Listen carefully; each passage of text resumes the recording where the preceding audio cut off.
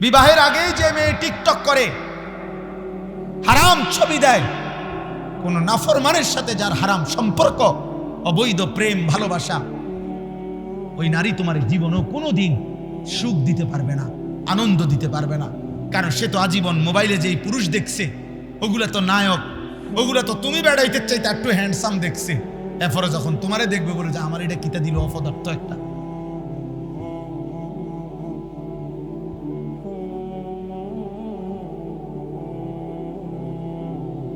সাংঘাতিক কথা। ওই দিন এক মহিলা এক জঘন্য কথা বলছে একটারে, আমি শুনছি আমার বাসার পাশে। তুই যেই বেড়া, বউ তো দূরে থাক, তুই আড্ডিও পাইতি না।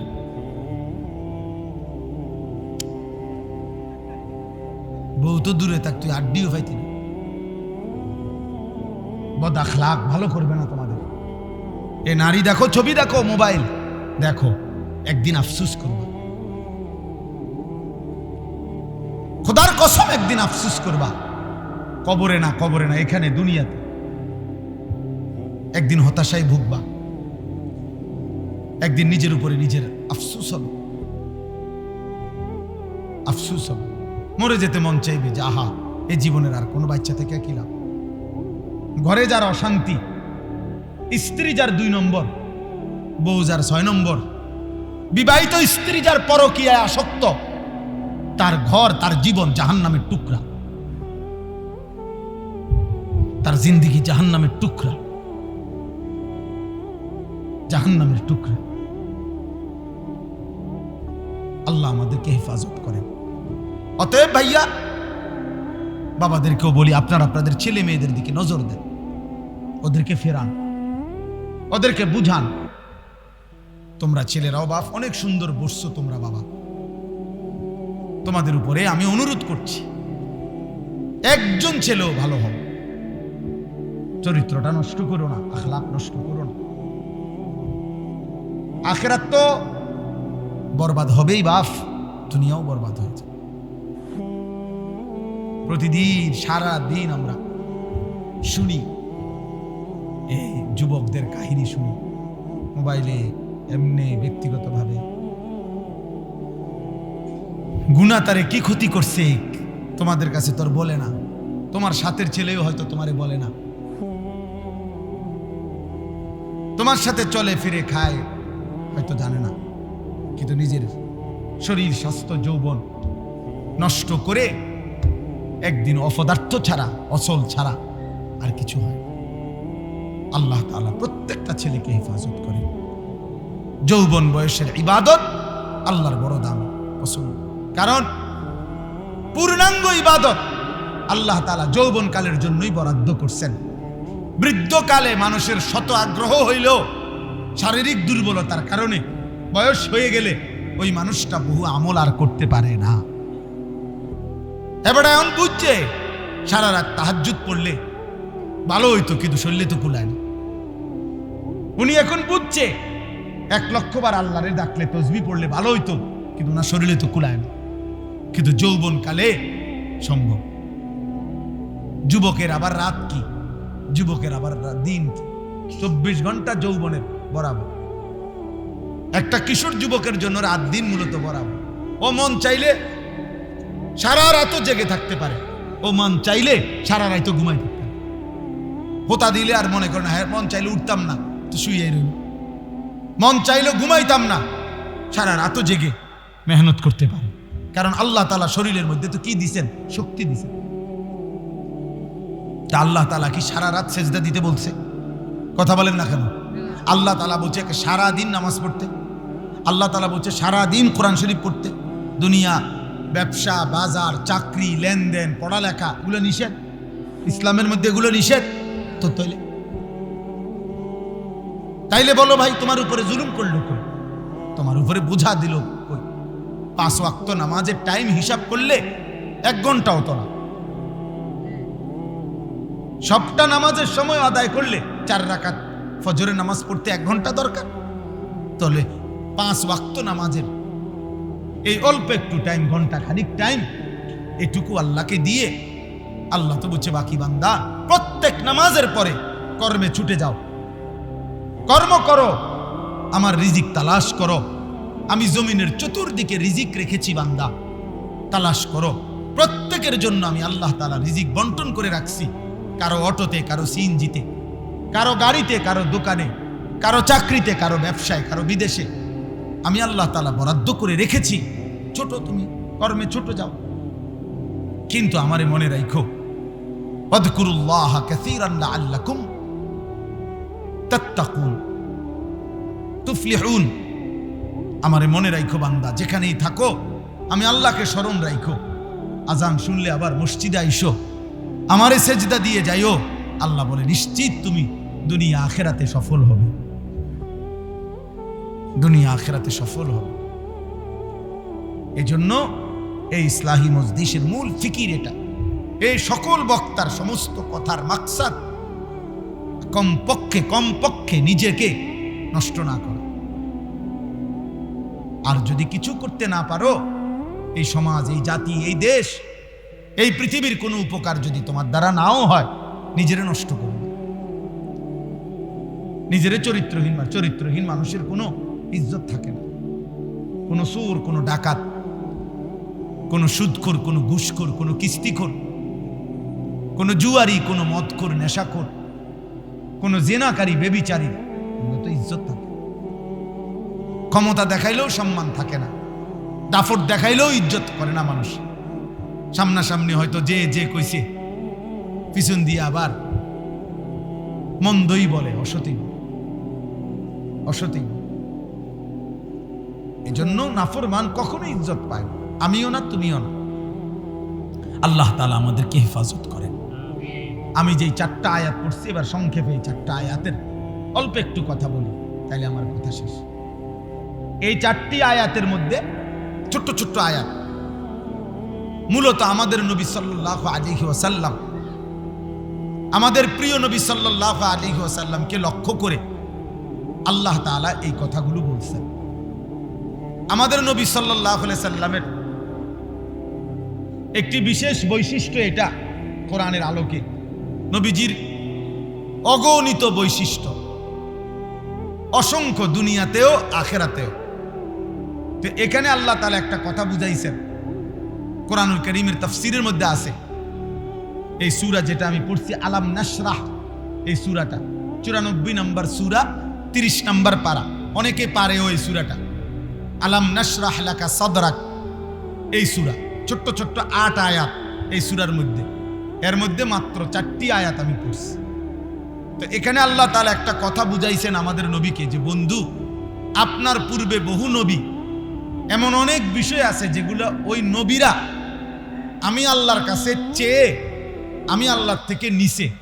ওই এরকম অসংখ্য বিষয় এমন যেগুলো আমি আল্লাহ আপনাকে না চাইতেই দিছি। অন্যরা আমার থেকে, অন্য নবীরা চেয়ে নিছে ওই একই বিষয়, আপনাকে না চাইতে দিছি। আপনাকে আমি ভীষণ ভালোবাসি, আপনাকে আমি সবচেয়ে বেশি ভালোবাসি। আপনি আমার মাহবুব, আপনি আমার হাবিব।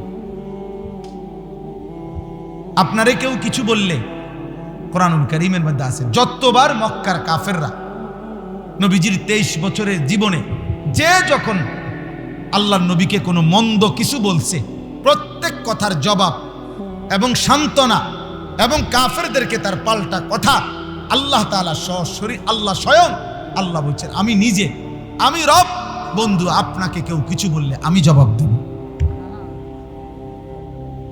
আল্লাহ জবাব দিছে যখনই বলছি। প্রথম দিন, একেবারে প্রথম দিন আবুল আহাব যেদিন কালেমার দাওয়াত দিছে নবীজি, প্রথম দিনে আবুল আহাব বলছিল, মুহাম্মদ তুমি ধ্বংস হও, এজন্য বুঝি আমাদেরকে ডেকেছ। সেদিনই আল্লাহ তাআলা তৎক্ষণাৎ আল্লাহ তাআলা সেদিনে বলে দিছে, তাব্বাত ইয়াদা আবি লাহাব। আবুল আহাব, কাকে বললি? আমার বন্ধুকে বললি, আমার হাবিবকে বললা? যা নাফরমান, আমি আল্লাহ বলে দিলাম, তোর 2 হাত ধ্বংস হোক, তোর সারা দেহ ধ্বংস হোক। মা আগনা আনহু মালুহু ওয়া মা কাসাব। আল্লাহ বলছে, আবুল আহাব, তোর সম্পদ এবং তোর সন্তানাদি কেউ তোমাকে আমি আল্লাহর আযাব থেকে বাঁচাইতে পারবে না। তুমি কারে বলছো জানো না। এরকম অসংখ্য উদাহরণ আছে কোরআন শরীফ, যে নবীজি সাল্লাল্লাহু আলাইহি সাল্লামকে কেউ কিছু বলছে, জবাব দিছে কে? আল্লাহ। আর এখানে হলো আল্লাহ তাআলা বলছে, বন্ধু অন্য নবী একই জিনিস যেটা চেয়ে নিছে, আমি না চাইতেই আপনাকে দিছি। যেমন একটা উদাহরণ বলি, কোরআনুল কারীমের মধ্যে আছে, হযরত ইব্রাহিম আলাইহিস সালাম আল্লাহর কাছে চাইছে, রব্বি লা তুখজিনি ইয়াউমা ইউবআসুন, আয় আল্লাহ কিয়ামতের দিন সব মানুষকে যখন কবর থেকে উঠাবেন হাসরের ময়দান, সেদিন আমি ইব্রাহিমকে বেইজ্জতি করেন, আমারে অপমান করেন না। এই কথাইটা ইব্রাহিম নবী আল্লাহর কাছে চাইছে, আল্লাহ বলছে আচ্ছা। কিন্তু আমাদের নবীর বেলায় এসে আল্লাহ তাআলা বলছে, বন্ধু আপনি বলতে হবে না, আমি বললাম, আমি আল্লাহ আগেই বললাম, ইয়াউমা লা ইউখজিল্লাহুন নাবিয়্যা, হাসরের ময়দানে আপনি বন্ধুকে আমি বেইজ্জতি করব না। এই একই কথা অন্য নবী চেয়ে নিছে, আর আমাদের নবীকে আল্লাহ তাআলা নিজের থেকেই বলছে। মুসা আলাইহিস সালাম, ওনার নাম আপনারা শুনছেন না? উনি তুর পাহাড়ে আল্লাহর সাথে কি করতেন? কথা বলতেন। এই কথা বলতে বলতে একদিন উনি আল্লাহরে বলছেন, রব্বি আরিনি, আল্লাহ আমি আপনাকে দেখতে চাই, আমি আপনার দিদার চাই, আমি আপনাকে দেখতে চাই। আল্লাহ বলছে না, লান তারানি, তুমি আমারে দেখতে পারবা না। মুসা নবী চাইছে আল্লাহর কাছে, আল্লাহ আমি আপনাকে দেখতে চাই, কিন্তু তবুও দেখতে পান নাই। আমাদের নবীর বেলায় আইসা আল্লাহ তাআলা বলছে, বন্ধু আপনি বলতে হবে না, আপনি চাইতেও হবে না মুসা নবীর মতো, বরং আমি আল্লাহই 11তম বছরে নবীজির বয়স যখন 51, সরাসরি রব্বুল আলামিন জিবরাইলকে পাঠিয়ে জমিন থেকে 7 আসমানের ঊর্ধ্বে, 7 আসমানেরও আরো ঊর্ধ্বে আল্লাহর আরশ আজিমে মেরাজের রাত্রিতে নিজের কাছে নিয়ে আল্লাহ তাআলা বন্ধুকে দিদার দান করছে। বলছেন, বন্ধু মুসা তো চাইছিল, তবুও তাকে দেখা দেই নাই, আপনি চান নাই, আমি নিজের কাছে আইনা দেখা দিলাম। সুবহানাল্লাহ, সুবহানাল্লাহ। এরকম বহু আয়াত আছে। এখানে কি, এখানেও এই মুসা নবীর মতো আরেকটা দোয়া আছে। মুসা আলাইহিস সালাম আল্লাহ তাআলার কাছে যখন মুসা নবীকে আল্লাহ তাআলা বলছিলেন, ফেরাউনকে তুমি কালেমার দাওয়াত দাও, ইযহাব ইলা ফিরআউনা ইন্নাহু তাগা, মুসা ফেরাউন বেশি সীমালঙ্ঘন করছে নাফরমানির, তুমি তাকে দাওয়াত দাও, ঈমানের দাওয়াত, কালেমার দাওয়াত দাও। এই ছেলে তোমরাও এখান থেকে নাইমা বসা যায় না, এই অপদার্থ কোথাকার, এটা তোমাদের বাপ দাদার বয়সী মুরব্বী নিচে বসে আছে, ফালতু কোথাকার।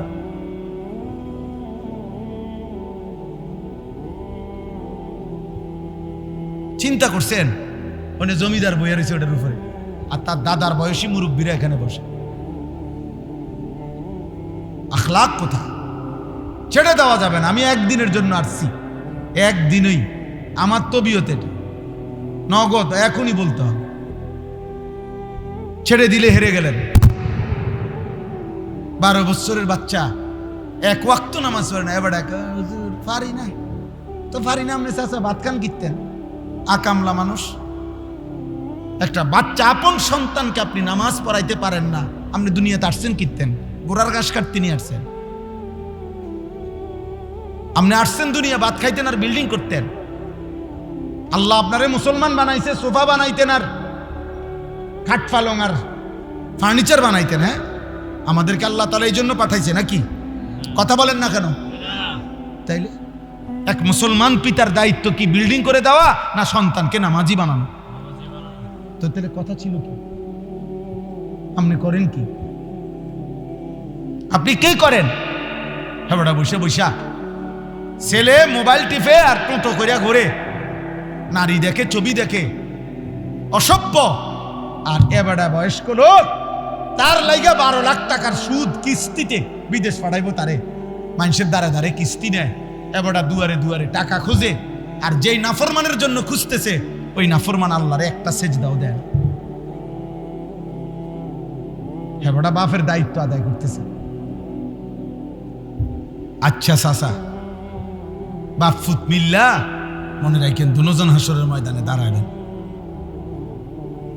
আল্লাহ দুইজনকে জিজ্ঞাসা করবে, বান্দা সন্তানের প্রতি এই কি দায়িত্ব দিছিলাম আমি তোমারে মুসলমান বানাইয়া?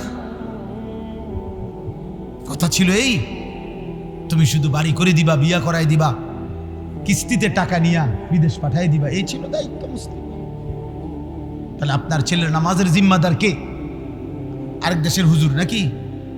বক্তা, মাহফিলের বক্তার দায়িত্ব আপনাদের প্রত্যেকের বাচ্চাকে নামাজি বানায় দেওয়া। এটা তাবিজ, এটা ফু দিলে হবে?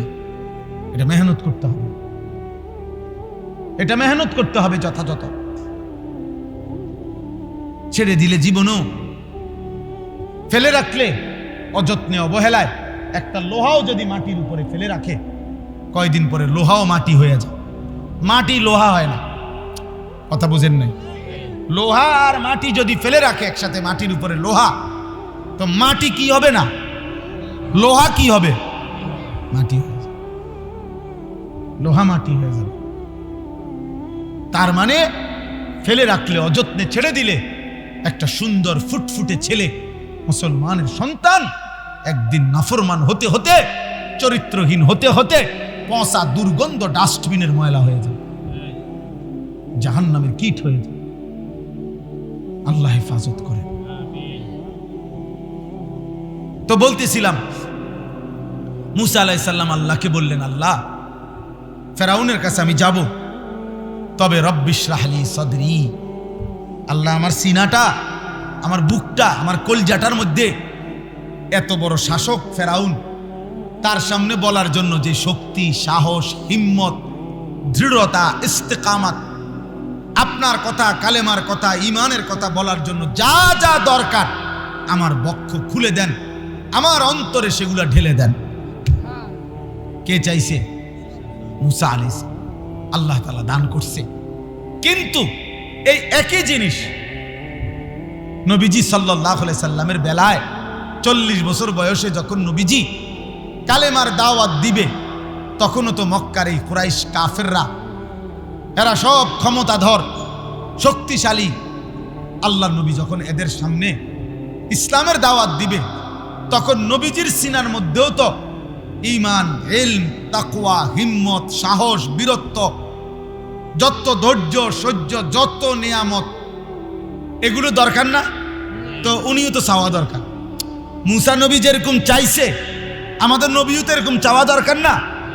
তা আল্লাহ তাআলা বলছে, না না না বন্ধু, আপনি চাইতে হবে না, আপনাকে আমি আল্লাহ নিজেই 23 বছর অনবরত ইসলামের দাওয়াত দিতে গিয়ে যে পরিমাণ শক্তি, সাহস, হিম্মত, ইস্তেকামাত, দৃঢ়তা যা দরকার, আলাম নাশরাহ লাকা সাদরাক, আমি নিজেই আপনার বুক খুলে দিলাম, সব আমি দিয়ে দিলাম, সব আমি দিয়ে দিলাম। আপনাকে আমি বেশি ভালোবাসি। ওরা চেয়ে জানে, আমি না চাইতেই আপনাকে তা দিই, আপনি না চাইতেই আমি দিয়ে দিলাম। এরপরে আল্লাহ নবী সাল্লাল্লাহু আলাইহি ওয়াসাল্লামকে আল্লাহ তাআলা এটাই জন্য বলছে, আলাম নাশরাহ লাকা সাদরাক। মনে করেন বন্ধু, আপনি তো চাইতেও হয় নাই, আমি কি আপনার বুক, আপনার সিনা, আপনার অন্তর, আত্মা কি খুলে দেই নাই? নবীজিকে আল্লাহ বলতেছে। এই জন্য আল্লাহ নবী সাল্লাল্লাহু আলাইহি সাল্লাম একা যখন মক্কায় কুরাইশদের মোকাবেলায় কালেমার দাওয়াত নিয়ে, এখন কল্পনা করেন, এখন তো এমন হালাত যে আমি একটা কথা বললে, ইসলামের কথা, কোরআনের কথা, বিরোধিতাকারী যদিও অনেক আছে, কিন্তু পক্ষেও তো 2-4 জন পামু, কথা বলেন না? 2-4-10 জন মানুষ তো পামু পক্ষে। এখন এরকম হালাত। কিন্তু রাসূলুল্লাহ সাল্লাল্লাহু আলাইহি সাল্লাম কল্পনা করেন, যেদিন তিনি মক্কার জমিনে প্রথম ইসলামের দাওয়াত বলতেছিলেন, শুরু করলেন, সেদিন ওনার ডানে বামে কেউ ছিল না। এক মহান আল্লাহর উপরে ভরসা করে মনে হয় যেন একটা মহাসাগরের উপরে একজন মানুষ দাঁড়াইছে, একাই, যার ডানে বামে কেউ নাই, সম্পূর্ণ নতুন, প্রথম একাকী হিম্মত করে আল্লাহর উপরে ভরসা করে নবীজি সাল্লাল্লাহু আলাইহি সাল্লাম কালেমার দাওয়াত শুরু করছেন। কত পরিমাণ বিরোধিতা করছে মক্কাবাসী, কত জুলুম, কত অত্যাচার, কত নির্যাতন, কত হুমকি, কত ধমকি, কত লাঞ্ছনা, কত অবিচার করছে নবীজির উপরেও, সাহাবাদের উপরেও। কিন্তু বলেন, আপনারা যে যেটুক ঘটনা শুনছেন নবীর ঘটনা, বলেন কখন শুনছেন যে নবীজি 1 সেকেন্ডের জন্য পিছপা হয়েছেন? 1 ঘন্টার জন্য নবীজি পিছপা হয়েছেন? হন নাই। এই জন্য কিতাবে আছে, মক্কার কুরাইশরা যখন চূড়ান্ত ধমকি দিছে নবীজিকে, হত্যা করবে, মেরে ফেলবে, অথবা বলছে কি দরকার তোমার, কও সাফ কথা, হয় মায়ের এলামু হত্যা করবো, আর নাই তো কি লাগবে কও, টাকা লাগবে, সম্পদ কি পরিমাণ, পুরা মক্কার সবচেয়ে বেশি সম্পদ তোমারে দেব, নারী লাগবে, নারী কয় ডর্জন লাগবে, মহিলা যা লাগে দেব, ক্ষমতা দরকার, পুরা মক্কার ক্ষমতা তোমার হাতে দিলাম, তারপরও তুমি এগুলা বলবা? এক মানুষ পৃথিবীতে এই 3 জিনিসের প্রতি সবচেয়ে বেশি লোভী: সম্পদ, নারী, ক্ষমতা। বলেন, ভেবে দেখেন, মানুষের প্রচন্ড লোভ কিসের প্রতি? এই 3। সম্পদ চায়, নারী চায়, আর কি? ক্ষমতা চায়। ক্ষমতা 8 বার ফেল করছে মানুষ, হয়তো আল্লাহর দোয়াই কইছে আর দাঁড়াইয়েন না, কোন এবার শেষ না, শেষ। আর 4 শতক জমি আছে, আল্লাহর উপর ভরসা করে এই শেষ বেচাটা দিয়ালাম জমিটা, এই 4 শতক বেচা একেবারে শেষ শেষ। এবারে শেষ মেম্বরি দাঁড়াইলাম, এবারে শেষ চেয়ারম্যানই দাঁড়াইলাম। এমন মানুষ নাই? লোভে তারে ছাড়ে না। ক্ষমতা, ক্ষমতা, ক্ষমতা, এ নারী, সম্পদ, ক্ষমতা। মক্কাবাসী নবীজিকে 3টার অফারে দিছে, 3টাই পূর্ণ দেব মুহাম্মদ, ছেড়ে দাও। আল্লাহ নবী সাল্লাল্লাহু আলাইহি সাল্লাম বলছেন কি, কিতাবের মধ্যে আছে, বলছে মক্কাবাসী শোনো, তোমরা যদি আমার ডান হাতে আসমানের ওই সূর্যটা এনে দাও, বাম হাতে যদি চাঁদ এনে দাও, আর আমারে যদি বলো আমার এই কালেমার দাওয়াত ছেড়ে দিতে, খোদার কসম আমি 1 মিনিটের জন্য ছাড়ব না। ওয়াল্লাহি লা ওয়াদাতুমুশ শামসা ফি ইয়ামিনি ওয়াল কামারা ফি ইয়াসারি ওয়া আমারতুম আন আতরুকা হাদিহি দাওয়া লান আতরুকা, ছাড়ব না। আচ্ছা, এটার দ্বারা একটা কথা কি বুঝছেন?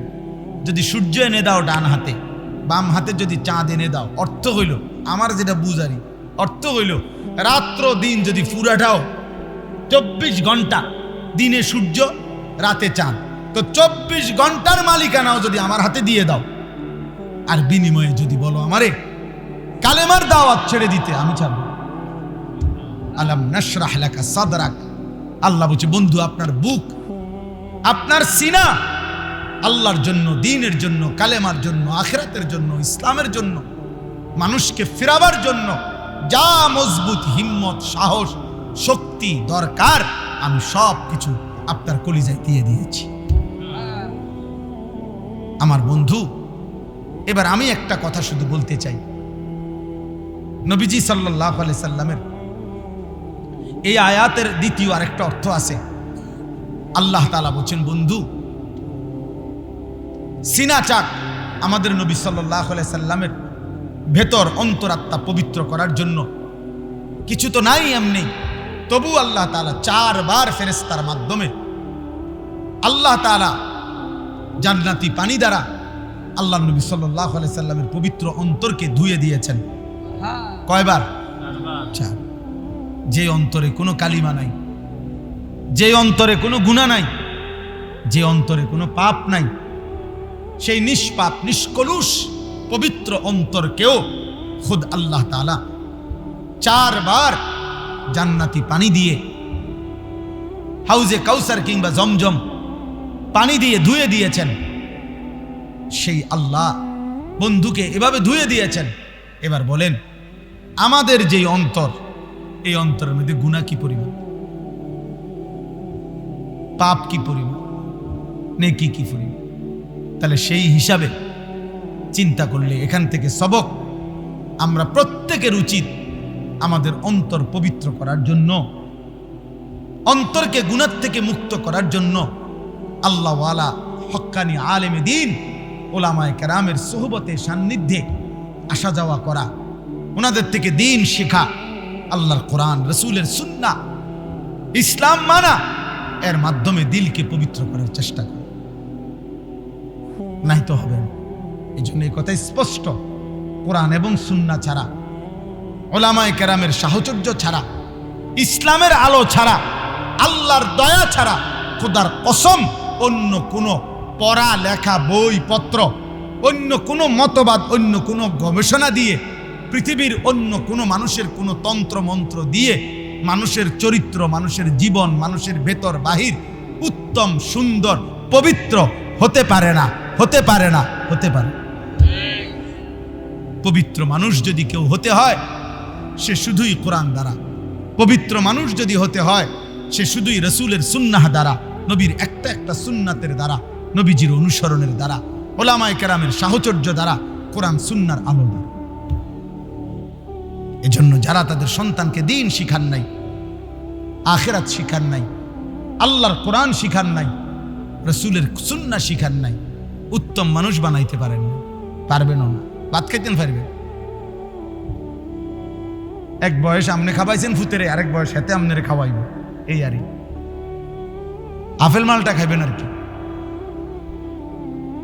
ভাত তরকারি খাইবেন আর চা বন খাইবেন আর কি, আখিরাত হবে না। নিজের এবং সন্তানের আখিরাত, পরকাল আল্লাহর কোরআনের মধ্যে, রসুলের সুন্নাহর মধ্যে, আল্লাহ আল্লাহ রসুলকে মানার মধ্যে। অতএব আজকে এটাই বলল, নবীজি সাল্লাল্লাহু আলাইহি সাল্লামের একটা একটা সুন্নাতের উপরে আমল করেন, দিন শিখেন, বুড়া মানুষও শিখেন, জওয়ান মানুষও শিখেন। স্কুলে যারা পড়ো ভাই, তোমরাও দিন শিখো ইয়া, নাহলে উত্তম মানুষ হইতে পারবা না, ভাত খাইতে পারবা, উপার্জন করতে পারবা। পবিত্র মানুষ খোদার কসম, উত্তম আখলাক কোরআনবিহীন হয় না, সুন্নাহবিহীন হয় না। শুদ্ধ কথা বললেই শুদ্ধ, কিন্তু তাকে তো এসি রুমে জামা স্যুট বুট চুল টুল আশ্রানো, কথা তো খুব মার্জিত, কিন্তু এক খোঁচা দিয়েই 300 কোটি টাকা মাইরা দিছে। হ্যাঁ, কথা বোঝেন নাই? এমনি তো সুদ খায়, কথা কয় শুদ্ধ, এই জন্য শুদ্ধ সুদ কর, শুদ্ধ বাটফার, শুদ্ধ হারাম কর। এই জন্য আখলাক, চরিত্র, হালাল হারাম, পাক নাফাক, জায়েজ না জায়েজ, বৈধ অবৈধ, এই বুঝ, এই বিবেক আসতে হলে আল্লাহর কোরআন লাগবে, রসুলের সুন্নাহ। এটাই সমাধান, এটাই চূড়ান্ত কথা, এটাই শেষ কথা, এটা ফাইনাল কথা। এটার থেকে যে বঞ্চিত সেই মাহরুম, সেই মাহরুম। এর জন্য প্রত্যেক যে কয়জন বাবা ভাই বসছেন, আল্লাহকে ভালোবাসেন, নবী সাল্লাল্লাহু আলাইহি সাল্লামকে ভালোবাসেন, আলেমদের থেকে, ইমাম সাহেবদের কাছ থেকে একটা একটা সুন্নাত শিখেন, একটা একটা সুন্নাত। কত মুসলমান আমরা, আহা, আমরা প্রত্যেকেই এখানে আপনার ব্রাশ এবং টুথপেস্ট চিনেন না বা ব্যবহার করেন না, চিনেন না, এমন কোনো ভাগ্যবান আছেননি বলেন তো? পাইবেন না একজন, সবাই চিনে। কিন্তু আপনি জিজ্ঞাসা করেন যে 40 বছর, 60 বছর, 30 বছর যে মিসওয়াক করছেন কত বছরে, বলতেও পারবে। অসংখ্য মুসলমান চিনেও না, বলতেও পারবে না 60 বছরের ভিতরে কোনোদিন মিসওয়াক, অথচ এটা নবীজির সুন্নাহ।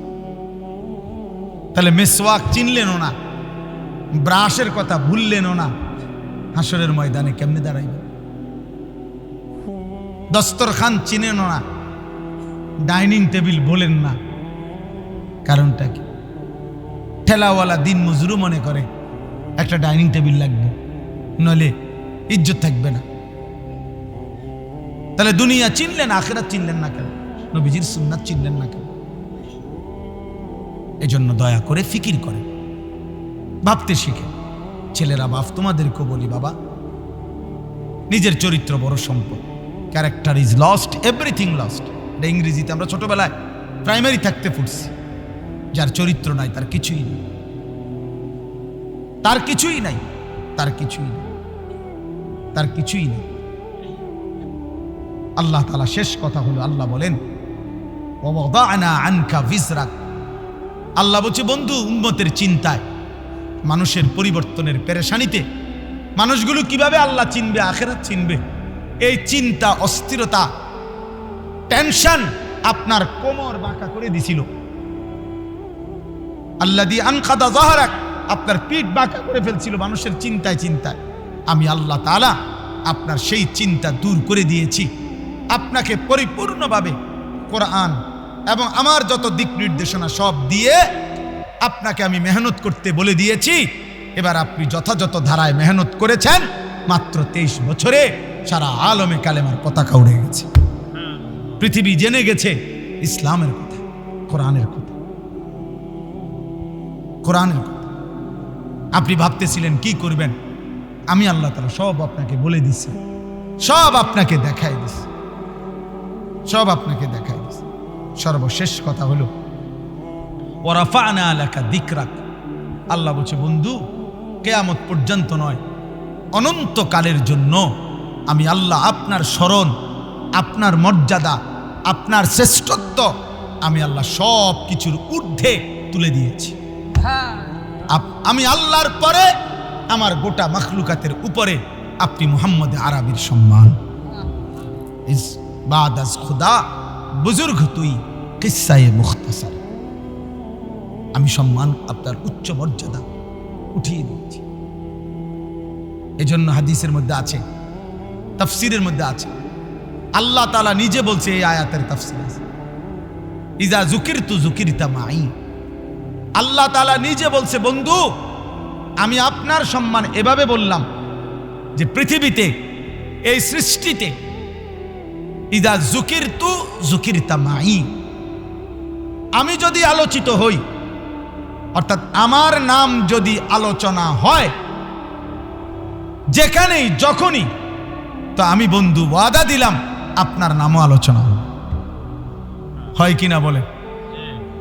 বলেন, আজান যখন দেয় তখন আল্লাহর কথা বললে নবীজির কথা বলেনি? আশহাদু আল্লা ইলাহা ইল্লাল্লাহ, এরপরে হলো হাইয়া আলাস সালাহ, এরপরে এটা তো গীতা উম্মা বলে না কেন? হাইয়া আলাস সালাহ যত শুদ্ধি এই কক, এরপরে চাকরি থাকবনি মুয়াজ্জিনে কেন? আল্লাহর কথা বললা, বন্ধুর কথা বললা না কেন? আশহাদু আন্না মুহাম্মাদার রাসূলুল্লাহ বলতে হবে কিনা? এবার মুয়াজ্জিন একামত দিচ্ছে, একামতের মধ্যে দেখেন আল্লাহর নাম যখন বলে তো রাসূলের নাম বলে কিনা? বলতে হবে কিনা বলেন? নাই তো একামত হবে তো। এবার নামাজে দাঁড়াইছে, তো নামাজের শুরু থেকে আল্লাহর জন্য বলতে বলতে বলতে বলতে সুবহানাকাল্লাহুম্মা, আলহামদুলিল্লাহ সূরা, আরো সূরা, সুবহানা রাব্বিয়াল আযীম, সুবহানা রাব্বিয়াল আ'লা, আত-তাহিয়াতু লিল্লাহ, সব আল্লাহর জন্য বলতে বলতে এখন আল্লাহুম্মা ইন্নী যালামতু নাফসি। জি না, জি না, রাখো, হইছে না? মাঝখানে কি বলতে হবে? বন্ধুর কথা বলতে হবে, বন্ধুর কথা বলতে হবে। আল্লাহুম্মা সাল্লি আলা মুহাম্মাদ ওয়া আলা আলি মুহাম্মাদ। তাহলে আল্লাহ যেন বললেন বন্ধু, নামাজেও দেখেন আমার আলোচনার পরে আপনার আলোচনা, আজানেও দেখেন বন্ধু আমার আলোচনার সাথে আপনার আলোচনা, একামতেও দেখেন আমার আলোচনার সাথে আপনার আলোচনা। এভাবেই যদি দুনিয়া শেষ হয়, এবার আল্লাহ বলে বন্ধু দেখেন, এবার মাটির উপরে তো বললাম সব জায়গায় আমি আপনার আলোচনা বরাবর চলছে। এবার কবরে দেখেন, এবার মাটির নিচে তাকিয়ে দেখেন বন্ধু, ওই যে দেখেন কবরে ফেরেশতা প্রশ্ন করছে, দেখেন শুনেন তো কি বলে, মান রব্বুক ওমা দীনুক। শেষ?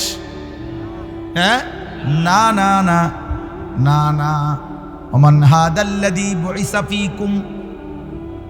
বন্ধুকে দেখিয়ে ফেরেশতা বলবে, বলো তো ইনি কে, যাকে তোমাদের কাছে পাঠানো হয়েছিল। আল্লাহ বলেন বন্ধু জমিনের উপরেও আমি, যেখানেই আলোচিত আপনিও আলোচনা। মাটির নিচেও তাকিয়ে দেখেন কবরে প্রতি ঘন্টা মিনিট সেকেন্ড প্রতি ক্ষণে আপনার আলোচনা, আমারও আলোচনা। তাইলে 7 আসমানে আরশে আজিম, আরে হাসরের ময়দানে সেখানে নবীজির আলোচনা হবে কিনা বলেন না কেন? নয়তো সুপারিশ করবে কে? সুপারিশের জন্য মানুষ খুঁজবে কাকে? তিনিই তো গোটা হাসরের মাঠ যখন বলবে ইয়া রব্বি নাফসি নাফসি, একজনই কেবল বলবে ইয়া রব্বি উম্মতি উম্মতি। সব নবী, সব আম্বিয়া, সব আউলিয়া, সব মানুষ তখন খুঁজবে হায় ইনি কে? ওই একজন কে যেন সবাই বলে যা তিনি বলে তার ভিন্নটা, ওনারে তালাশ করো। আজকে সুপারিশ যদি কেউ করতে পারে তিনি করতে পারবে, কিছু বললে তিনি বলবে। তিনি কে?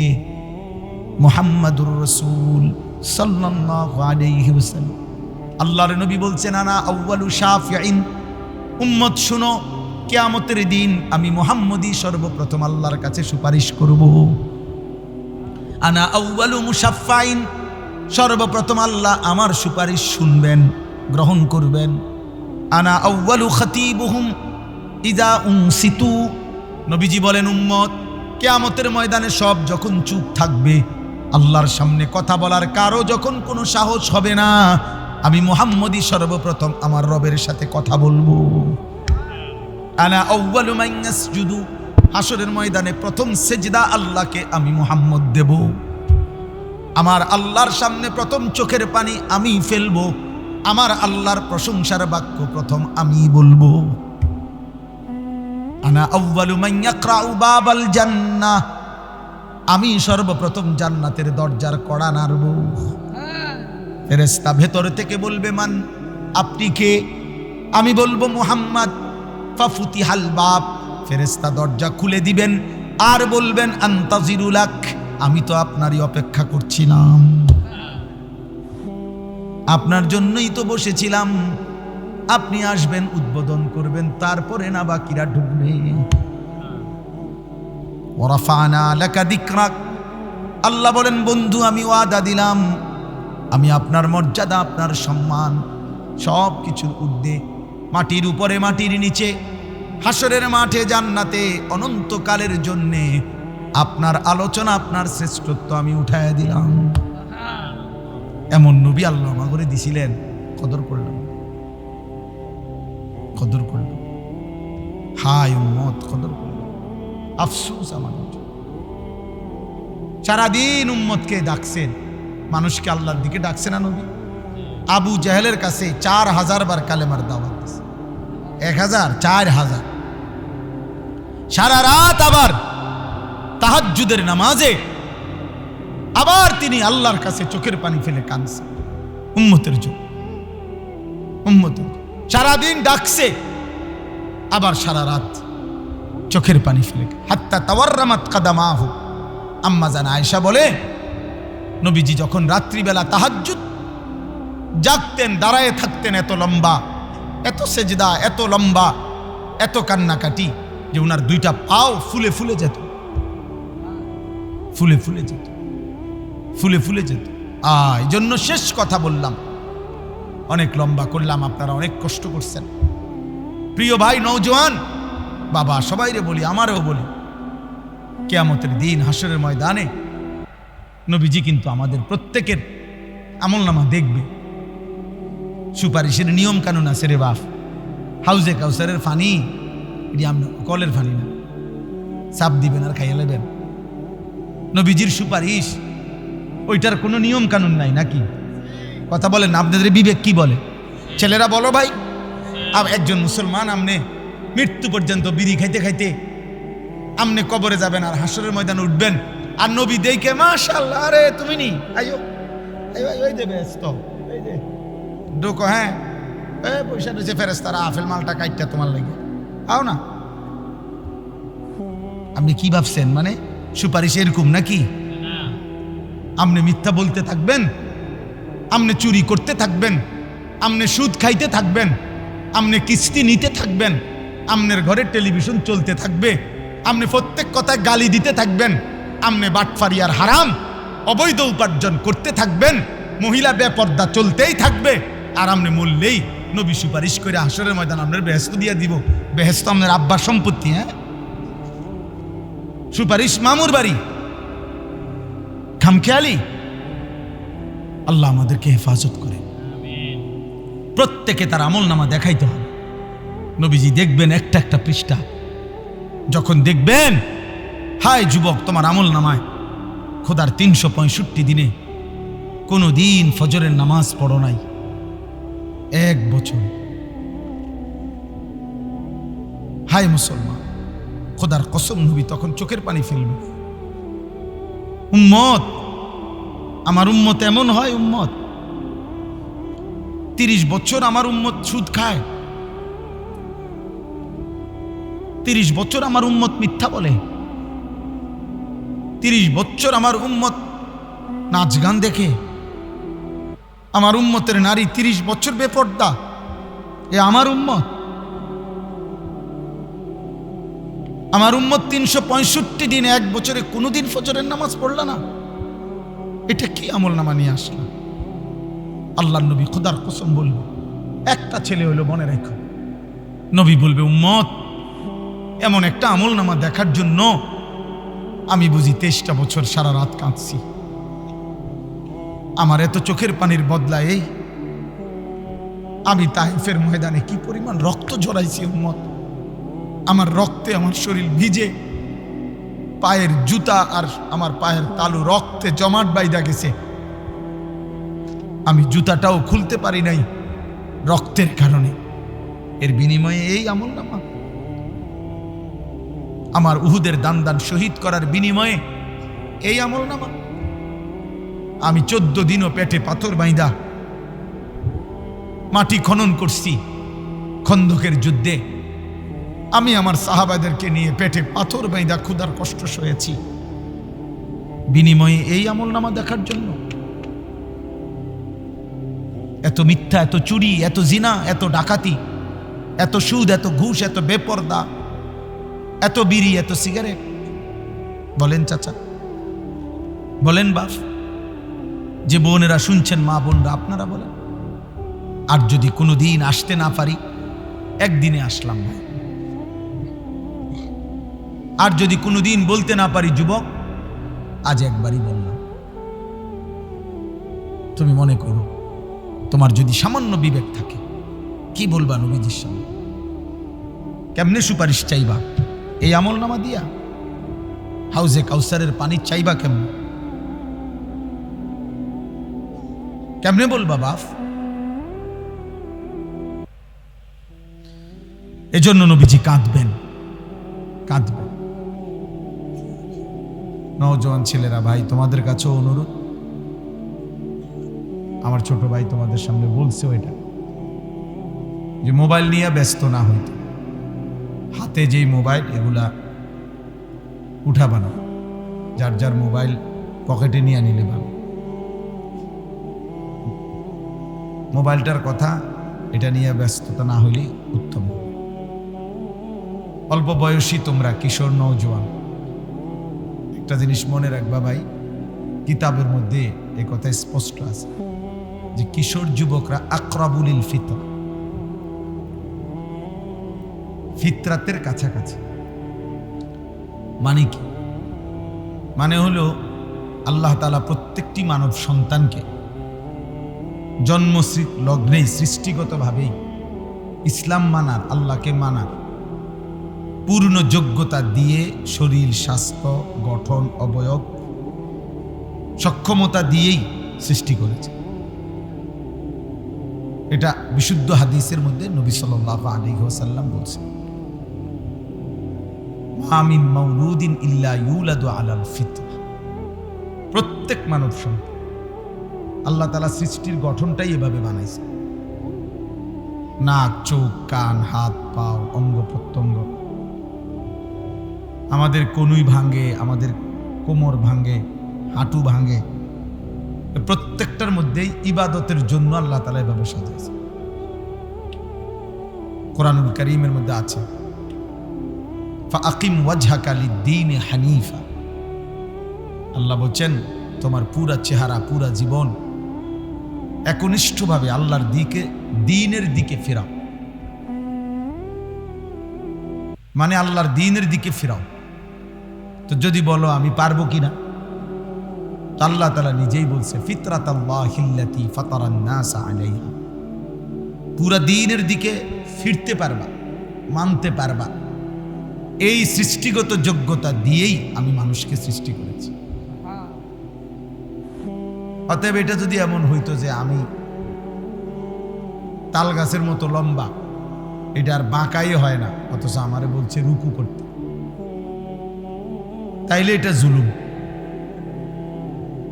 একটা গরুকে, ছাগলকে যদি বলে যে তুমি সোজা হইয়া তাকবীরে তাহরিমা বাঁধো, হে সোজা হইব কেন? তার শরীরের মধ্যে তো সোজা হওয়ার সিস্টেমে নেই, আছে কোনো সিস্টেম? একটা সাপ বিচ্ছুকে যদি বলা হয় তুমি রুকু অবস্থায় গরু ছাগলের মতো এরকম উপুড় হইয়া রুকু করো, যে পারবে? এটা তার সৃষ্টির মধ্যেই এই যোগ্যতা নেই, তার শরীরের মধ্যে। কিন্তু কোরআনুল কারীমে আল্লাহ তাআলা বলছেন আমি আল্লাহ তাআলা মানুষকে সৃষ্টি করে ফাজআলনাহু সামিআন বাসীরা, আমি তাকে শুনবার জন্য কান, দেখবার জন্য চোখ আমি দিয়েছি। এ কথার তাফসীর হলো আমি তাকে চোখ কান খোলা রেখে পুরা দিন মানার আমি তাকে যোগ্যতা দিয়েছি। কোরআনে কারীমে আল্লাহ বলছে আলাম নাজআল লাহু আইনাইন ওয়া লিসানান ওয়া শাফাতাইন ওয়া হাদাইনাহুন নাজদাইন। আল্লাহ বলে, বলো তো বান্দা, আমি কি তোমাকে দুইটা চোখ দেই নাই? তো কি উত্তর কি দিয়েছেন? বলো ভাই, ছেলেরা বলো, দিয়েছেন? ওয়া লিসানান, আল্লাহ বলেন আমি কি তোমাকে একটা জিহ্বা দেই নাই? ওয়া শাফাতাইন, আমি আল্লাহ কি তোমাকে দুইটা ঠোঁট দেই নাই? ওয়া হাদাইনাহুন নাজদাইন, অর্থ হলো আমি আল্লাহ সত্য মিথ্যা, হক বাতিল, করণীয় বর্জনীয়, কি করবা কি ছাড়বা, কোনটা পাপ কোনটা নেকি, আমি কি এটা আলাদা করে বলে দেই নাই? বলেন বলছি কিনা আল্লাহ? ছাগল যে হালাল এটা বলছে কি? কুকুর যে হারাম এটা বলছে কি? সুদ যে হারাম এটা বলছে কি? ব্যবসা যে হালাল এটা বলছে কি? তাইলে আল্লাহ তাআলা বলেন কোনটা হালাল কোনটা হারাম, কোনটা উচিত কোনটা অনুচিত, আমি তো এটা বলে দিয়েছি। এবং আমি আল্লাহ তাআলা চোখ দিছি, জবান দিছি, আমি আল্লাহ তাআলা শরীর গঠন করে দিয়েছি, কেন? আমার ইবাদতের উপযুক্ত। তো এই জন্য ভাই প্রত্যেকের ভিতরে আমাদের মধ্যে আল্লাহকে মানার, ইসলামকে মানার, আল্লাহর হুকুম মানার শতভাগ যোগ্যতা আমাদের শরীরে আছে। এবং আল্লাহ তাআলা বলছে এটা আমি কখনো বদলাই না। লা তাবদীলা লিখালকিল্লাহ যালিকা দ্বীনুল কাইয়্যিম, এটা আমার অকাট্য ফয়সালা যে আমি এটা বদলাবো না। অর্থাৎ মনে করেন আজকে 30 বছর কেউ নামাজ পড়ে না, তো এখন আজকে যদি সে ভুল বুঝতে পারে, তওবা করে এবং নিয়ত করে যে আজকের থেকে নামাজ পড়ব, তো এখন বিষয়টা যদি এমন হয় যে আল্লাহ যদি বলে আজকে 30 বছর যদি সেজদা দেও না, যা, আর কোমরও ভাঙবে না, হাঁটু আর বাঁকা হবে না, সেজদার আমার বন্দিগি করার যোগ্যতা যেটা ছিল এটাই আমি রহিত করে দিলাম, নিয়ে নিলাম, তখন আর পারবাই না, রুকুই আর দিতে পারতা না, এত বছর দেও নাই কা, আর সেজদাই দিতে পারতা না, আর দিতাম না, যা। তাইলে কি সম্ভব ছিল আমাদের পক্ষে? তা আল্লাহ বলে না, আমি এটা করি না, বরং আমি মৃত্যু পর্যন্ত আমার বান্দার ইবাদতের এই যোগ্যতাটা নষ্ট করি না, নষ্ট করি না। 90 বছর পরেও যদি কেউ ভুল বোঝে, আমি আল্লাহর দিকে ফিরে আসে, আমি ওই সময়ই তাকে আমাকে সেজদা করার, আমাকে ডাকার তৌফিক দিয়ে দেয়। তাইলে একটা ছেলেই বুঝো, আলাদা বুঝো, আল্লাহ তাআলা আমাদের প্রত্যেকের ভিতরে সৃষ্টিগতভাবে আল্লাহকে মানার যোগ্যতা দিছে, ফিতরাত, এটাকে আরবিতে ফিতরাত বলে, কোরআন সুন্নাহর ভাষায় ফিতরাত মানে স্বভাবজাত যোগ্যতা, সৃষ্টিগত যোগ্যতা। এবং আল্লাহ বলছেন আমি এটা কখনোই বদলাই না।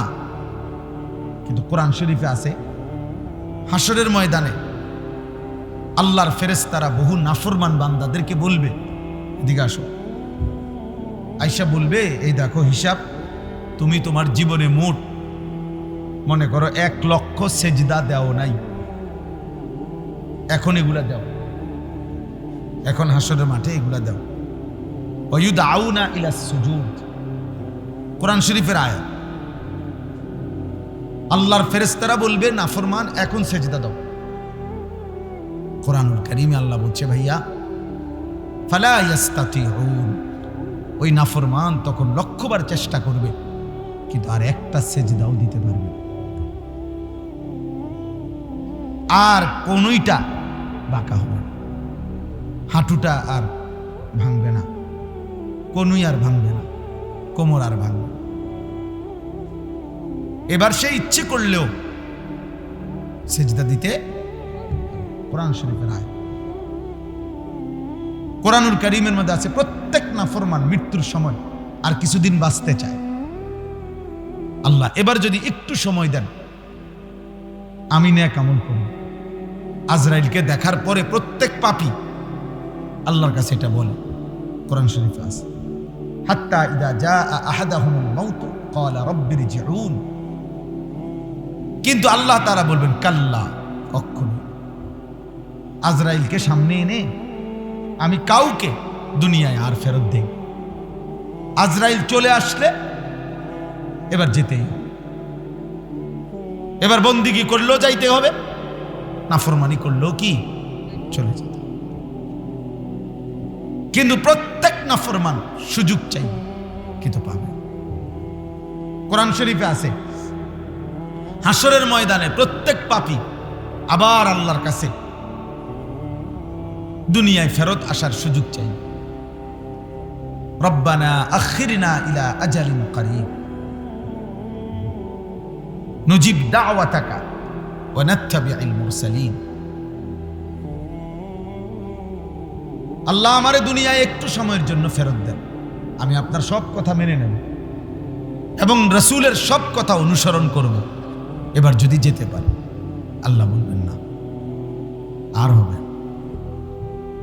3 নম্বরে জাহান্নামে, এই অপদার্থ কোথাকার বেটা, এখান থেকে ওঠ বেটা, যাও বেটা, এখান থেকে ওঠো বেটা, ফালতু কোথাকার বেটা, তোমার মতো শ্রোতা না হলে চলবে বেটা।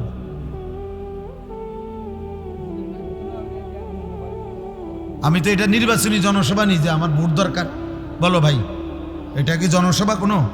তো আমি বেশি লোক আর কম লোক দিয়ে আমার সমস্যা কি? কতবার অনুরোধ করছে বলেন, সুন্দরভাবে ভদ্রভাবে বলা হয়েছে কিনা বলো? আমি বললাম, আমার আগে আমার ছোট ভাই বলল, গাদ্দার মনে করে, যে মনে করে আমার যেটা মনে হয় আপনি কিতা। হ্যাঁ, এটা সাংঘাতিক বিষয়, আপনারা জানেন না। 12, 14, 16 বছরের ছেলে যদি এরকম হয় যে মা বাবা আলেম ওলামা ধর্ম ইসলাম কোরআন কিচ্ছু আমি মানি না, কিসের আল্লাহর বিধান বেটা, কিসের নবীর বিধান, তো বেটা আমার যেটা মন চায় আমি এটা করব। খোদার কসম, আল্লাহ কোরআনে বলছে ওই রকম জীবন জন্তু জানোয়ারের জীবন। জানো না তুমি, ওই জীবন ইনসানের জীবন না, মানুষের জীবন না। যে জীবন কাউকে মানে না, কিসের আল্লাহর হুকুম? যে 5 ওয়াক্ত নামাজ প্রতিদিন ছেড়ে দেয়, সে কারে বুড়ো আঙ্গুল দেখায়? মেম্বার রে, মেম্বার চেয়ারম্যান রে মনে করে। তাহলে আপনি কি হেরে ছোটখাটো গাদ্দার মনে করেন? হে কি ছোটখাটো বেয়াদব? যেন বেনামাজির চাইতে শ্রেষ্ঠ কোনো বেয়াদব নেই, বেনামাজির চাইতে নিকৃষ্ট কোনো বেয়াদব নেই, বেনামাজির চাইতে নিচু কোনো মানুষ হয় না। কারণ সে সরাসরি বুড়ো আঙ্গুল দেখায় কাকে? এর চাইতে বড় কে? আল্লাহর চাইতে বড় কে? তো সে আল্লাহকেই কোনো পাত্তা দেয় না। এজন্য এটা সবসময় মনে রাখবার ছিল, যার কপালে সেজদা নাই, এই জন্য আল্লাহ তাআলা কি পরিমাণ গোস্সা হইছেন। সেজদা দিতে দেরি করছে কেন? আল্লাহ বলছে তুই শয়তান আজকের থেকে। ইবলিসকে বলে নাই? কি জন্য বলছে বলেন, সবাই বলেন। ইবলিস সেজদা দেয় যে আজকের থেকে শয়তান। কোরআন শরীফে আছে, আল্লাহ বলছে আজকের থেকে কিয়ামত পর্যন্ত তোর উপরে আমি আল্লাহর লানত। কোরআন শরীফের আয়াত, ওয়া ইন্না আলাইকাল লানাতা ইলা ইয়াউমিন। সিজদা দিলি না নাফরমান, আজকের থেকে লানত কিয়ামত পর্যন্ত। খামখেয়ালি মনে করো? ভাত খাও দেখা নাকি? ঘুমতেতে পারো দেখা? মানুষের বেডি চাও মোবাইলে, নর্তকী দেখো, নাচ গান দেখো, উলঙ্গ দৃশ্য দেখো, কোনো অসুবিধা হয় না। ঘুমাইলে ঘুমাইয়ে, পেশাবে দিলে পেশাব করো, ভাত পেটের ভোক লাগলে ভাত খাও। আর কি মনে করছে এই নাম তামাশা? কিন্তু তুমি কি দেখো না রাস্তার জানোয়ারও তো খায়, ঘুমায়। জানোয়ারেরও তো পেশাব পায়খানা করে। রাস্তার জানোয়ারও তো যৌন চাহিদা পূরণ করে, নইলে গরু ছাগলের বাচ্চা হয় কেমনে? তার যদি লজ্জাস্থানের চাহিদা পূরণ না হতো তো কুকুর বিড়ালের বাচ্চা হয় কেমনে? কথা বলেন না কেন? তো তাইলে এরই নাম জীবন, এরই নাম মুসলমান, এর নাম মানুষ। এ শুধু ভাত খাই আর ঘুম যাই আর পেশাব পায়খানা করি আর নারী দেখি, ছবি দেখি, উলঙ্গ দৃশ্য দেখি, নাচ গান, নাটক, সিনেমা, নর্তকী, জিনা, ব্যভিচার, মদ, জুয়া, এরই নাম জীবন? বলো ভাইয়া, এর নাম জিন্দেগি? দেখো, ভেবে দেখো।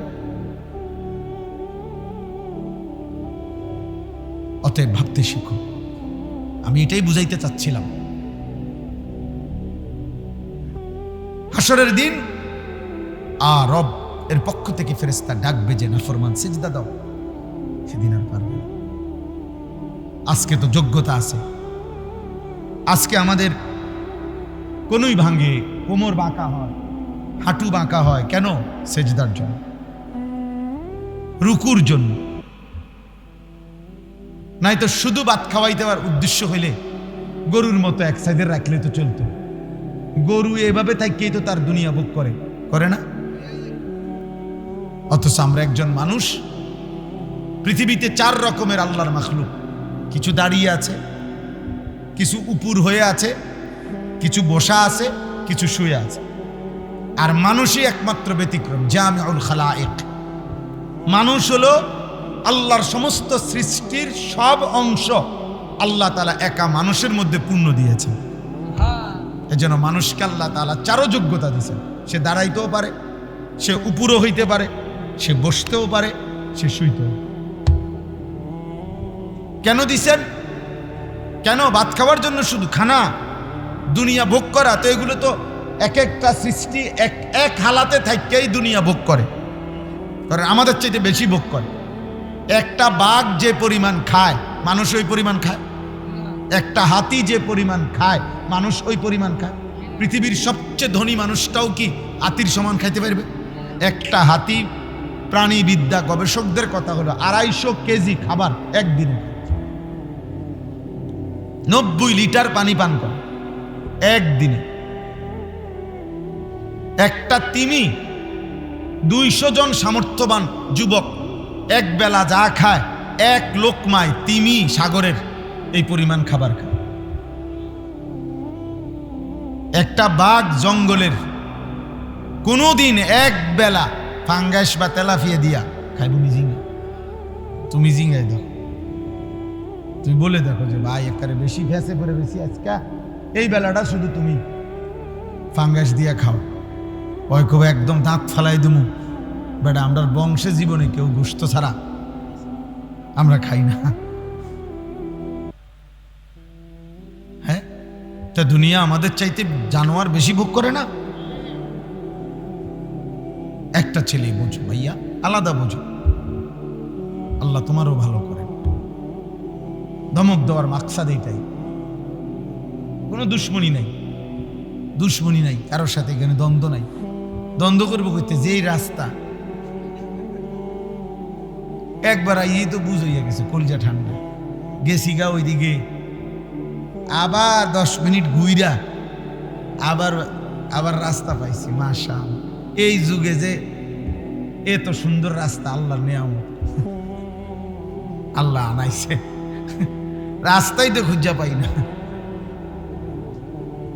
তা এই জন্য বললাম আল্লাহ তাআলা আপনাদেরকে কবুল করেন। ছেলেরা তোমরা বসছো, বাপ মহব্বতেই বসছো, আমরা বুঝি ভালোবাসো বলেই তো বসছো, কলিজায় ঈমান কিছু হলেও আছে দেখেই তো বসছো। আল্লাহ বসাইছে। শুনতে চেষ্টা করো, ভাবতে চেষ্টা করো, ভাবতে চেষ্টা, নিজেরে ভুলে যায় না। আত্মভোলা হয়ে গেলে আর কিছুই থাকে না। এক মানুষের শেষ যে কমপক্ষে সে নিজেকে মনে রাখছে, নিজের ভাবনা, আমার ঈমান, আমার আখিরাত, আমি মরলে কি হবে, আমি কার সামনে দাঁড়াবো, আমি কোথায় যাইতে হবে, আসলে আমি কি করা উচিত কি করা অনুচিত, এর দূরও যদি মনে না থাকে রে ভাই, তাহলে এক মানুষের জীবনের আর কি থাকে। আমি মা ভুলে গেলাম, বাপ ভুলে গেলাম, পাড়া পড়শি, সমাজ, দেশ, জাতি ভুলে গেলাম, সারা পৃথিবী ভুলে গেলাম, তো নিজেকে ভুলে কেমন, নিজেকে ভুলে কিভাবে? তাইলে এই জন্য বললাম ওই কথাটার মধ্যে ফিরে আসি যে আল্লাহ তাআলা সৃষ্টিগতভাবে প্রত্যেক মানুষকে আল্লাহকে মানার কি দিয়েছেন? যোগ্যতা দিয়েছে। বুঝছেননি আমার এই কথাটা? আমাদের শরীর, স্বাস্থ্য ইবাদতের উপযোগী। এই জন্য আল্লাহই বলছেন ওমা খালাকতুল জিন্না ওয়াল ইনসা ইল্লা লিয়াবুদুন, আমি বানাইছি ইবাদতের জন্য। তার মানে শরীরের মধ্যে আমি আল্লাহ সেই যোগ্যতা দিয়েছি, নাই তো ইবাদত করবে কেমনে সে?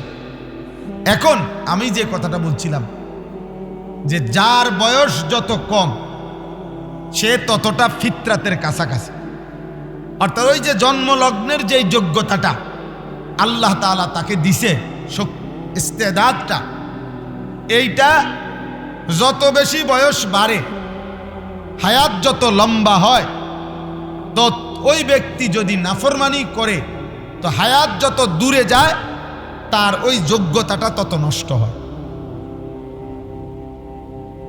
হক গ্রহণ করা, আল্লাহকে গ্রহণ করা, আখিরাতকে বুঝতে পারা, নিজের ইবাদত, নিজের আমলটাকে গ্রহণ করা, এইটা যত বয়স কম তত বেশি যোগ্যতা থাকে। এখন মনে করেন, আপনি সহজ কথা বুঝবেন আরো বাংলায়। মনে করেন একটা মানুষ, ছেলে 14 থেকে 15, এই 1 বছরের ভিতরে সে সাবালক হয়, বালেগ হয় আর কি, বীর্যপাত হয়, তার উপরে গোসল ফরজ হয়। যেদিন থেকে বীর্যপাত হয় সেদিন থেকে সে বালেগ, শরীয়তের সমস্ত হুকুম তার উপরে বর্তাবে, এবং সেই সেকেন্ড থেকে তার জিন্দেগির আমল নামার নেকি কিংবা গুনাহ লেখা হবে।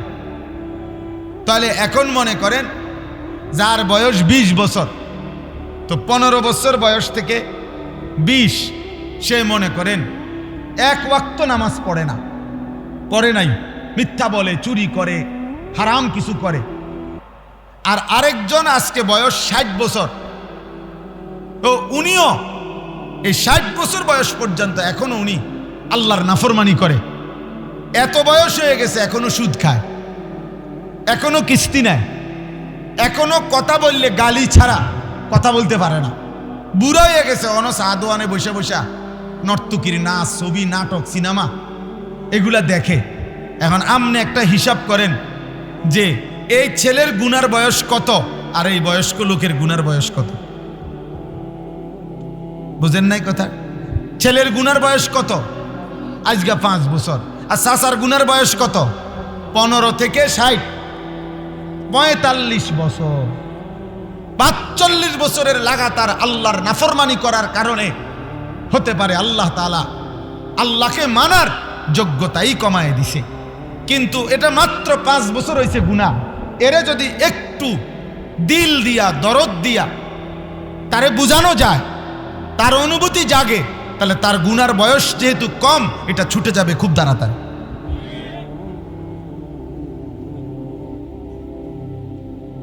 ছুটে যাবে খুব তাড়াতাড়ি। এই জন্য আমরা কিশোর যুবকদের জন্য একটু বেশি বলি, মেহনত করি, যে আশা করি ছেলেটার বয়স কম, 20 বছর, 22 বছর, 25 বছর, একটু যদি কষ্ট করি, বুঝাইতে পারি, আল্লাহ যদি দয়া করে অল্প সময় গুনাহ ছুটে যাবে, সে আল্লাহর দিকে ফিরে আসবে। আর ও যদি আল্লাহর দিকে ফিরে আসে, হাদিসের মধ্যে আছে, আশ্চর্য হাদিস, ইন্না রাব্বাকা লা ইয়াজাবু লিশ-শাবি লা সাবওয়াতা লাহু। হাদিসে নবীজি বলছেন, কোন যুবক যখন গুনাহ ছেড়ে দেয়, অশ্লীলতা, বেহায়াপনা, নারীর প্রতি আকর্ষণ, হারাম ছবি, নাচ, গান, নাটক, সিনেমা, জিনা, ব্যভিচার, এগুলো যখন ছেড়ে দেয়, আল্লাহর ইবাদতে লেগে থাকে, খোদার কসম যুবক, নবী বলছে খুদ আরশে আজিমের মালিক আল্লাহ ওই যুবককে দেখে অবাক হয়ে যায়। আল্লাহ অবাক হয়ে যায়। ইন্না রাব্বাকা লা ইয়াজাবু, রব নিজে আশ্চর্য হয়ে যায়, ওরে আমি পূর্ণ শক্তি দিছি, যৌবন দিছি, সামর্থ্য দিছি, কোনো রোগ নাই, ব্যাধি নাই, অপূর্ণ শক্ত সামর্থ্য, অথচ এরপরেও সে আমার নাফরমানির থেকে বেঁচে রইল। আল্লাহ বলেন, অবাক করা বিষয়, এমন যুবককে আল্লাহর জন্য আশ্চর্য হয়ে, যেন আল্লাহ নিজে বলে, যুবক সেজদা দিতে থাক, যৌবন ঠিক রাখ, আমি আল্লাহ ওয়াদা দিলাম হাসরের কোটি কোটি মানুষের ময়দানে আমি আল্লাহ তোকে আমার আরশের ছায়া দান করব। সেদিন তোর গ্রামবাসী তোকে দেখে অবাক হবে যে বাপরে বাপ, ফোলাই করলো কি, এদ্দুরি ফোলা দিয়ে আল্লাহর আরশের কাছে গিয়ে বসছে, আল্লাহর আরশের নিচে ছায়া পাচ্ছে। এই জন্য আপনাদের যারা বয়স্ক আছেন, আপনাদের কাছে অনুরোধ, আপনারা যদি আপনাদের ছেলে মেয়ে, আপনাদের সন্তানের ইবাদত, আমল, আখেরাতের ফিকির যদি কার্যকর, শুধু এমনি এই চিকন চিকন আলাপ, ফাকনা ফাকনা আলাপ যদি করেন, তাহলে হবে না। সাদোয়ানে বসে নষ্ট হয়ে গেছে সমাজ, নাই হেবড়া বইবা বিড়ি খায়,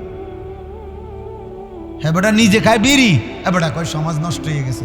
তো সমাজ নষ্ট হইতো না, আপনি বিড়ি খাইলে সমাজ ভালো থাকে কেমনে? কথা বলেন না কেন? আমনে 60 বছর বয়স, আমনে এখনো নাচ গান দেখেন, তো ফোলা কিতা করতো?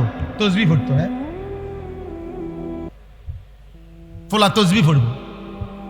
আমনে এখনো 60 বছর, আমনে আক করলে গালি ছাড়া কথা বলতে পারেন না, তো আমনের নাতি কি করতো?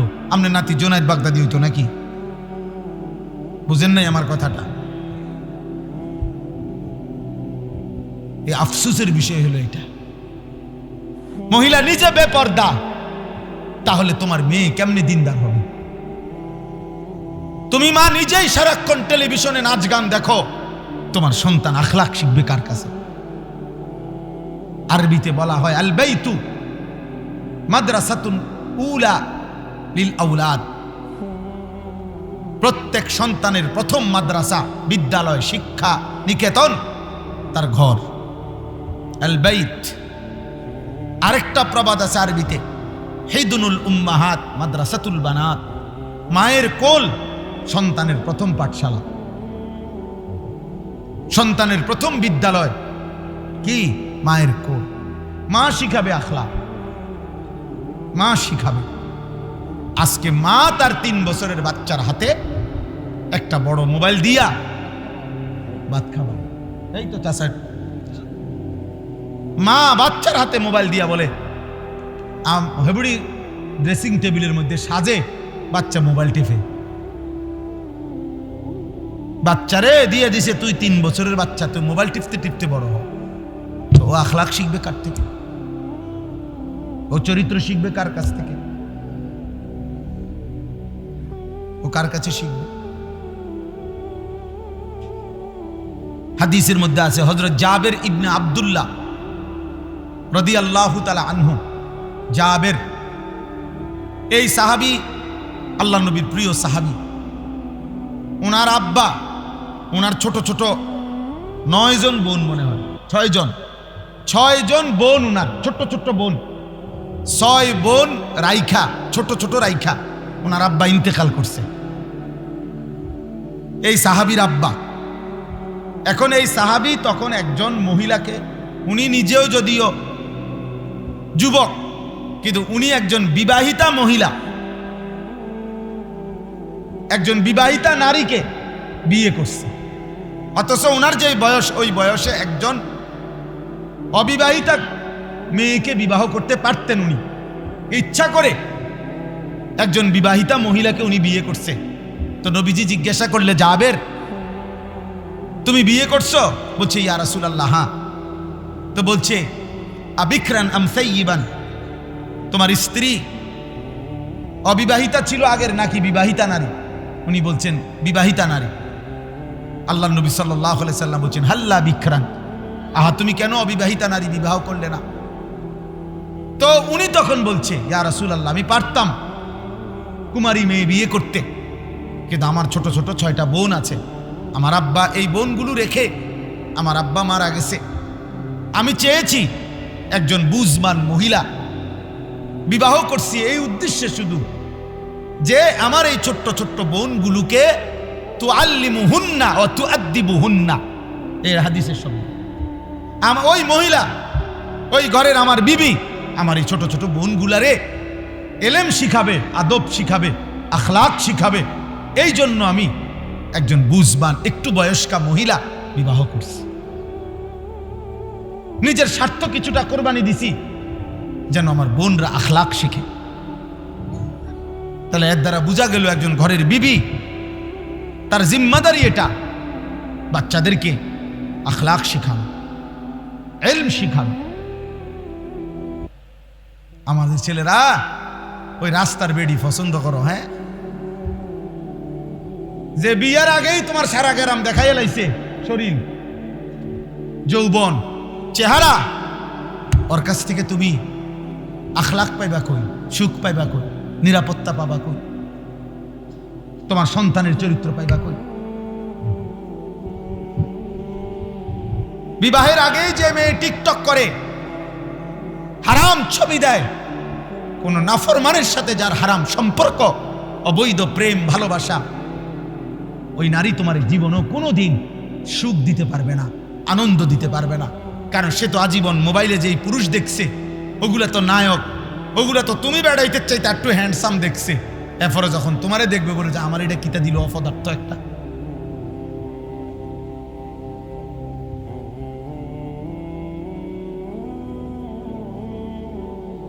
সাংঘাতিক কথা। ওই দিন এক মহিলা এক জঘন্য কথা বলছে এক তেরে, আমি শুনছি আমার বাসার পাশে।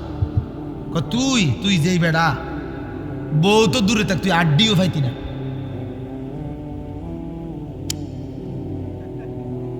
বউ তো দূরে থাক, তুই আড্ডিও পাইতি না।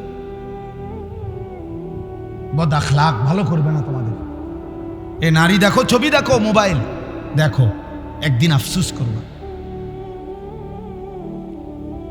খোদার কসম একদিন আফসুস করবা। কবরে না, কবরে না, এখানে দুনিয়াতে একদিন হতাশায় ভুগবা, একদিন নিজের উপরে নিজের আফসুস হবে, আফসুস হবে। মরে যেতে মন চাইবে যে আহা, এই জীবনের আর কোনো বাচ্চা থেকে কি লাভ। ঘরে যার অশান্তি, স্ত্রী যার 2 নম্বর, বউ যার 6 নম্বর, বিবাহিত স্ত্রী যার পরকীয়ায় আসক্ত, তার ঘর, তার জীবন জাহান্নামের টুকরা, তার জিন্দেগি জাহান্নামের টুকরা, জাহান্নামের টুকরা। আল্লাহ আমাদেরকে হেফাজত করেন। অতএব ভাইয়া, বাবাদেরকেও বলি, আপনারা আপনাদের ছেলে মেয়েদের দিকে নজর দেন, ওদেরকে ফেরান, ওদেরকে বুঝান। তোমরা ছেলেরাও বাপ অনেক সুন্দর বসছো তোমরা বাবা, তোমাদের উপরে আমি অনুরোধ করছি, একজন ছেলেও ভালো হও, চরিত্রটা নষ্ট করো না, আখলাক নষ্ট করো না। আখিরাত তো বরবাদ হবেই বাপ, দুনিয়াও বরবাদ হয়েছে। প্রতিদিন সারা দিন আমরা শুনি, এই যুবকদের কাহিনী শুনি মোবাইলে, এমনি ব্যক্তিগতভাবে। গুনাহ তারে কি ক্ষতি করছে তোমাদের কাছে তোর বলে না, তোমার সাথের ছেলেও হয়তো তোমারে বলে না, তোমার সাথে চলে ফিরে খায় হয়তো জানে না, কিন্তু নিজের শরীর স্বাস্থ্য যৌবন নষ্ট করে একদিন অপদার্থ ছাড়া অচল ছাড়া আর কিছু হয়। আল্লাহ তাআলা প্রত্যেকটা ছেলেকে হেফাজত করে। যৌবন বয়সের ইবাদত আল্লাহর বড় দাম পছন্দ, কারণ পূর্ণাঙ্গ ইবাদত আল্লাহ তাআলা যৌবন কালের জন্যই বরাদ্দ করছেন।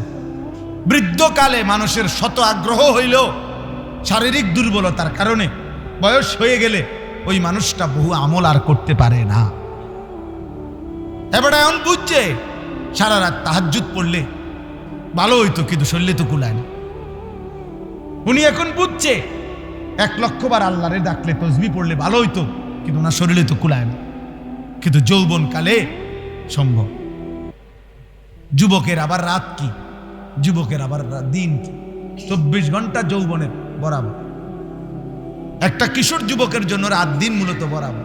ও মন চাইলে সারা রাতও জেগে থাকতে পারে, ও মন চাইলে সারা রাত ঘুমাই থাকতে পারে। হোতা দিলে আর মনে করে না হ্যাঁ মন চাইলে উঠতাম না তো শুয়ে রইল, মন চাইলে ঘুমাইতাম না, সারা রাতও জেগে মেহনত করতে পারে। কারণ আল্লাহ তাআলা শরীরের মধ্যে তো কি দিছেন, শক্তি দিছেন। তা আল্লাহ তাআলা কি সারা রাত সেজদা দিতে বলছে? কথা বলেন না কেন? আল্লাহ তাআলা বলছে সারা দিন নামাজ পড়তে, আল্লাহ তাআলা বলছে সারা দিন কোরআন শরীফ পড়তে। দুনিয়া, ব্যবসা, বাজার, চাকরি, লেনদেন, পড়ালেখা এগুলো নিষেধ, ইসলামের মধ্যে এগুলো নিষেধ। তো তাইলে বলো ভাই তোমার উপরে জুলুম করলো কই, তোমার উপরে বোঝা দিল কই? 5 ওয়াক্ত নামাজের টাইম হিসাব করলে 1 ঘন্টাও তো না। সবটা নামাজের সময় আদায় করলে 4 রাকাত ফজরের নামাজ পড়তে 1 ঘন্টা দরকার। তাহলে 5 ওয়াক্ত নামাজের এই অল্প একটু টাইম, ঘন্টা খানিক টাইম, এটুকু আল্লাহকে দিয়ে আল্লাহ তো বলছে বাকি বান্দা প্রত্যেক নামাজের পরে কর্মে ছুটে যাও, কর্ম করো, আমার রিজিক তালাশ করো। আমি জমিনের চতুর্দিকে রিজিক রেখেছি বান্দা, তালাশ করো। প্রত্যেকের জন্য আমি আল্লাহ তাআলা রিজিক বন্টন করে রাখছি। কারো অটোতে, কারো সিএনজিতে, কারো গাড়িতে, কারো দোকানে, কারো চাকরিতে, কারো ব্যবসায়, কারো বিদেশে আমি আল্লাহ তাআলা বরাদ্দ করে রেখেছি। ছোট তুমি কর্মে ছোট যাও, কিন্তু আমারে মনে রাখো ওয়াযকুরুল্লাহা কাসীরান লাআল্লাকুম তাত্তাকুন তুফলিহুন। আমারে মনে রাখো বান্দা, যেখানেই থাকো আমি আল্লাহকে স্মরণ রাখো। আজান শুনলে আবার মসজিদে আইসো, আমারে সেজদা দিয়ে যাইও। আল্লাহ বলে নিশ্চিত তুমি দুনিয়া আখিরাতে সফল হবে, দুনিয়া আখিরাতে সফল হবে। এজন্য এই ইসলাহি মজলিসের মূল ফিকির এটা। এই সকল বক্তার সমস্ত কথার মাকসাদ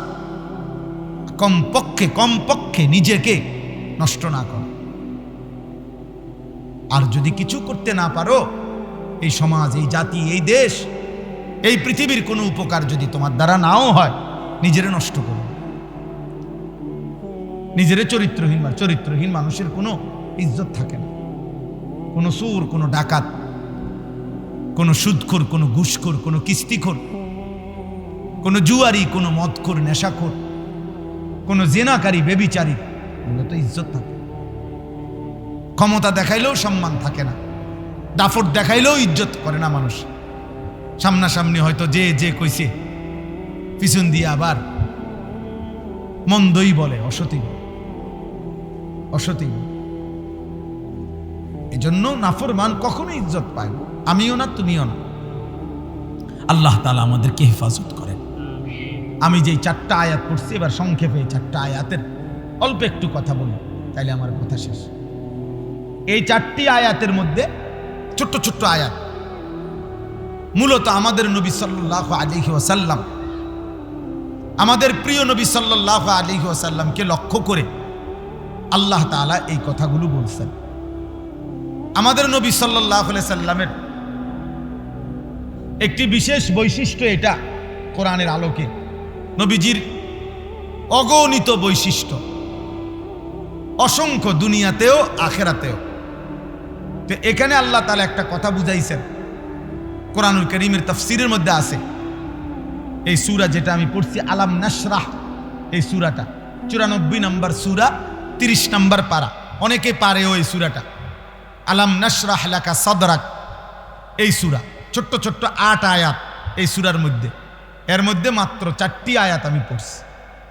তো এখানে আল্লাহ তাআলা একটা কথা বুঝাইছেন আমাদের নবীকে যে বন্ধু, আপনার পূর্বে বহু নবী এমন অনেক বিষয় আছে যেগুলো ওই নবীরা আমি আল্লাহর কাছে চেয়ে আমি আল্লাহর থেকে নিছে। ওই এরকম অসংখ্য বিষয় এমন যেগুলো আমি আল্লাহ আপনাকে না চাইতেই দিছি। অন্যরা আমার থেকে অন্য নবীরা চেয়ে নিছে ওই একই বিষয়,